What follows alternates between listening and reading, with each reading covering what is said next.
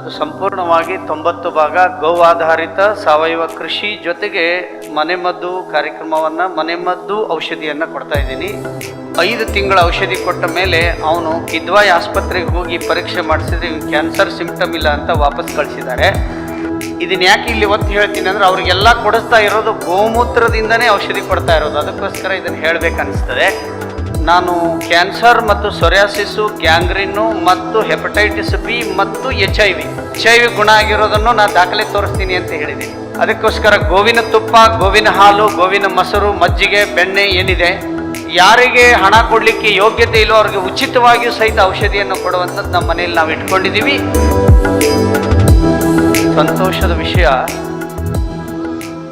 ಒಂದು ಸಂಗತಿಯನ್ನು ಹಂಚಿಕೊಂಡ್ರೆ ನಮಗೆ ಎಲ್ಲರಿಗೂ ಕೂಡ ಒಂದು ಪ್ರೇರಣೆ ಬರ್ಬೋದು ಗೋವಿನ ಬಗ್ಗೆ ಅಂತ. 1993ರಿಂದ ಪಾರಂಪರಿಕ ವೈದ್ಯನಾಗಿ ನಮ್ಮ ಹಿರಿಯರು ಕಲಿಸಿಕೊಟ್ಟಂಥ ಒಂದು ವಿದ್ಯೆಯನ್ನು ಮುಂದುವರಿಸ್ಕೊಂಡು ಹೋಗ್ತಾ ಇದ್ದೀನಿ. ಅದು ಸಂಪೂರ್ಣವಾಗಿ 90 ಭಾಗ ಗೋ ಆಧಾರಿತ ಸಾವಯವ ಕೃಷಿ ಜೊತೆಗೆ ಮನೆಮದ್ದು ಕಾರ್ಯಕ್ರಮವನ್ನು ಮನೆಮದ್ದು ಔಷಧಿಯನ್ನು ಕೊಡ್ತಾ ಇದ್ದೀನಿ. 93ರಿಂದ ಇಲ್ಲಿವರೆಗೆ 2,35,000 ಜನ ಪೇಷಂಟ್ ಈಗಾಗಲೇ ಬಂದು ಹೋಗಿದ್ದಾರೆ. ಒಬ್ಬನಿಗೆ 30 ಬಾರಿ ಕಿಮೋ ಮಾಡಿಸಿದ್ರು, 20 ಬಾರಿ ರೇಡಿಯೇಷನ್ ಮಾಡಿಸಿದ್ರು. ಆಮೇಲೆ ಅವನಿಗೆ 19 ಲಕ್ಷ ರೂಪಾಯಿದು ಇಂಜೆಕ್ಷನ್ ಮಾಡಿಸಿದ್ರು ಕಿಮೋಗೆ. ಆಮೇಲೆ ಇವನಿಗೆ ಡಾಕ್ಟ್ರು ಉಳಿಯೋಂಗಿಲ್ಲ, ಕರ್ಕೊಂಡು ಹೋಗ್ರಿ ಅಂತ ಅವನ ಮನೆಗೆ ಕಳಿಸಿದ್ರು. ಆ ಸಮಯದಲ್ಲಿ ನಮ್ಮ ಸಂಘದ ಹಿರಿಯರು ನಮ್ಮ ಮನೆಗೆ ಕರ್ಕೊಂಡು ಬಂದಾಗ ಅವನಿಗೆ ತೂಕ 34 kg ಆಗಿತ್ತು. ನಮ್ಮ ಮನೆಗೆ ಎತ್ಕೊಂಡು ಬಂದು ಹಾಕಿದ್ರು. ಅವನಿಗೆ ಔಷಧಿಯನ್ನು ಕೊಟ್ಟ ಮೇಲೆ ಅವನ ಹತ್ರ ಹಣನೂ ಕೊಡಲಿಕ್ಕೆ ಏನೂ ಇರಲಿಲ್ಲ. ಅಂಥದ್ರಲ್ಲಿ 5 ತಿಂಗಳ ಔಷಧಿ ಕೊಟ್ಟ ಮೇಲೆ ಅವನು ಕಿದ್ವಾಯಿ ಆಸ್ಪತ್ರೆಗೆ ಹೋಗಿ ಪರೀಕ್ಷೆ ಮಾಡಿಸಿದ್ರೆ ಕ್ಯಾನ್ಸರ್ ಸಿಂಪ್ಟಮ್ ಇಲ್ಲ ಅಂತ ವಾಪಸ್ ಕಳಿಸಿದ್ದಾರೆ.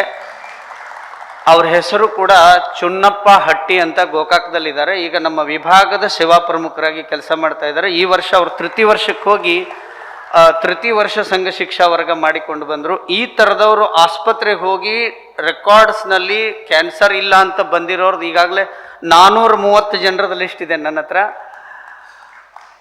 ಇದೆಲ್ಲವೂ 2, 3, 4ನೇ ಸ್ಟೇಜ್ ಇರೋದೇ ಕ್ಯಾನ್ಸರ್ ಆಗಿರೋದು. ಇದನ್ನ ಯಾಕೆ ಇಲ್ಲಿ ಒತ್ತು ಹೇಳ್ತೀನಿ ಅಂದರೆ ಅವ್ರಿಗೆಲ್ಲ ಕೊಡಿಸ್ತಾ ಇರೋದು ಗೋಮೂತ್ರದಿಂದನೇ ಔಷಧಿ ಕೊಡ್ತಾ ಇರೋದು. ಅದಕ್ಕೋಸ್ಕರ ಇದನ್ನು ಹೇಳಬೇಕನ್ನಿಸ್ತದೆ. ಈಗ ಸದ್ಯ ನನ್ನ ಹತ್ರ 1 ವರ್ಷಕ್ಕೆ 30,000 ಲೀಟರ್ ಗೋಮೂತ್ರದ ಅರಕ್ಕೆ ಹೋಗ್ತಾ ಇದೆ ನನ್ನ ಮನೆಯಲ್ಲಿ. 30,000 ಲೀಟರ್ ಗೋಮೂತ್ರ, ಅದು ದೇಸಿ ಮಲ್ನಾಡು ಗಿಡದ್ದೇ ಗೋಮೂತ್ರದ ಔಷಧಿಯನ್ನು ಕೊಡ್ತೀನಿ. ನಾಳೆ ಬೆಳಿಗ್ಗೆ 3 ಗಂಟೆಗೆ ಮಧ್ಯರಾತ್ರಿಯಿಂದ ಇಡೀ ಭಾರತದ ಎಲ್ಲ ರಾಜ್ಯಗಳಿಂದ ಪೇಷಂಟ್ ಕ್ಯೂನಲ್ಲಿ ನಿಂತಿರ್ತಾರೆ. ಮಂಗಳೂರು ಎಲ್ಲಿ ಹೋಗುವಂಗಿಲ್ಲ, ಈಗಲೇ ಹೋಗಿ ಆ ಪೇಷಂಟಿಗೆ ರೆಡಿ ಮಾಡ್ಕೊಳ್ಬೇಕು. ಅದಕ್ಕೋಸ್ಕರ ಈ ಥರದ ಸನ್ಮಾನವನ್ನು ಮಾಡಿರುವಂಥ ಶ್ರೀಮಠದವರು ಇದೊಂದು ಬಹಳ ಸ್ತುತ್ಯವಾದ ಕಾರ್ಯ ಮತ್ತು ಬೇರೆಯವರಿಗೂ ಇದು ಪ್ರೇರಣೆಯ ಕೆಲಸ. ನಾನು ಕ್ಯಾನ್ಸರ್ ಮತ್ತು ಸೊರಿಯಾಸಿಸು, ಗ್ಯಾಂಗ್ರೀನು ಮತ್ತು ಹೆಪಟೈಟಿಸ್ ಬಿ ಮತ್ತು HIV ಹಿಂದೆ ಒಂದು TV ಕಾರ್ಯಕ್ರಮದಲ್ಲಿ ನಮ್ಮ ಬಾಹುಬಲಿಲಿ ಇಂಟರ್ವ್ಯೂ ಮಾಡಿದಾಗ ನಿಮ್ಮ ದಾಖಲೆಗಳಿದ್ದರೆ, ನಿಮ್ದು ಏನಾದ್ರು ವ್ಯವಸ್ಥೆ ಇದ್ದರೆ ತೊಗೊಂಡು ಬನ್ನಿ, HIV ಗುಣ ಆಗಿರೋದನ್ನು ನಾನು ದಾಖಲೆ ತೋರಿಸ್ತೀನಿ ಅಂತ ಹೇಳಿದ್ದೀನಿ. ನನ್ನ ಹತ್ರ ಯಾರ್ಯಾರು ಗುಣ ಆಗಿದ್ದಾರೆ ಅದನ್ನು ದಾಖಲೆಗಳನ್ನು ಬರೆದು ನಮ್ಮ ಮನೇಲಿ ಇಟ್ಕೊಂಡಿದ್ದೀವಿ. ಲಕ್ಷ ಖರ್ಚು ಮಾಡಿ ಗೋವನ್ನು ಅಲಕ್ಷ್ಯ ಮಾಡಿದ್ರೆ ಮುಂದೊಂದು ದಿನ ಯಾರು ಗೋವನ್ನು ಅಲಕ್ಷ್ಯ ಮಾಡ್ತಾರೆ, ಗೋವನ್ನು ಸಾಕಾಣಿಕೆ ಮಾಡೋದಿಲ್ಲ, ಅದು ಇಡೀ ಭಾರತಕ್ಕೆ ದೊಡ್ಡ ಗಂಡಾಂತರ ಬರೋದಿದೆ. ಗೋವು ಎಂದು ಮುಗಿದು ಹೋಗುತ್ತೋ ಅವತ್ತೇ ಭಾರತ ಸರ್ವನಾಶ ಸ್ಥಿತಿಗೆ ಆಗುವಂಥ ಸ್ಥಿತಿ ಇದೆ. ಅದಕ್ಕೋಸ್ಕರ ಗೋವಿನ ತುಪ್ಪ, ಗೋವಿನ ಹಾಲು, ಗೋವಿನ ಮೊಸರು, ಮಜ್ಜಿಗೆ, ಬೆಣ್ಣೆ ಏನಿದೆ, ಅದು ಸರ್ವರೋಗವನ್ನು ನಿವಾರಣೆ ಮಾಡುವಂಥ ಶಕ್ತಿಯನ್ನು ಅದು ಹೊಂದಿದೆ. ನಮ್ಮ ಮನೆಯಲ್ಲಿ ನಾವು ಈಶಾನ್ಯದಲ್ಲಿ ದೇವರಿಟ್ಟಿರ್ತಾರೆ, ನಾವು ಗೋವನ್ನೇ ಕಟ್ಟಿದ್ದೀವಿ ಆ ಮನೆಯಲ್ಲಿ. ಮತ್ತು ದೇವರಿಟ್ಟಿಲ್ಲ, ಅಲ್ಲಿ ಗೋವೇ ನಮ್ಮ ಮನೆಯಲ್ಲಿ ದೇವರಿದೆ.